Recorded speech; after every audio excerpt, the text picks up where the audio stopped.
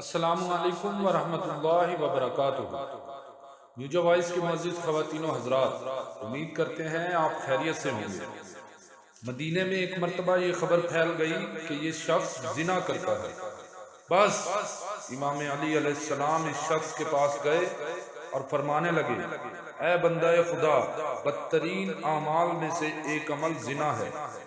میں نے اللہ کے رسول سے سنا ہے، زنا ایک ایسا بدترین قرض ہے، جو انسان زنا کرتا ہے تو اسی کے گھر میں اسی کی عورتوں کے ساتھ زنا ہوتا ہے۔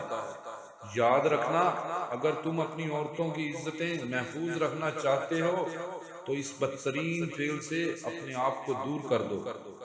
تو وہ کہنے لگا کہ یا علی، میں معذرت کے ساتھ عرض کروں گا کہ میرے گھر کی عورتیں تو میرے گھر سے باہر قدم نہیں رکھتی، وہ پاک دامن ہیں، اللہ نہ کرے ان کے ساتھ ایسا کیسے ہوگا۔ بات جب یہاں تک پہنچی تو امام علی علیہ السلام نے فرمایا، اے شخص، یاد رکھنا، انسان کے اعمال انسان کے دماغ پر اثر رکھتے ہیں، اور جب انسان اپنے گھر میں بیٹھتا ہے تو اسی کے دماغ کی گندی سوچ گھر کے دوسرے افراد کے دماغ پہ اثر کرتی ہے۔ یاد رکھنا، جو سوچ دوسروں کی عورتوں کے لیے اپنے دماغ میں رکھتے ہو تو ویسی ہی گندی سوچ تمہارے گھر کے افراد اور تمہارے گھر کی عورتوں کے دماغ میں آئے گی، اور یوں وہ بھی اس گناہ کی طرف جائیں گی۔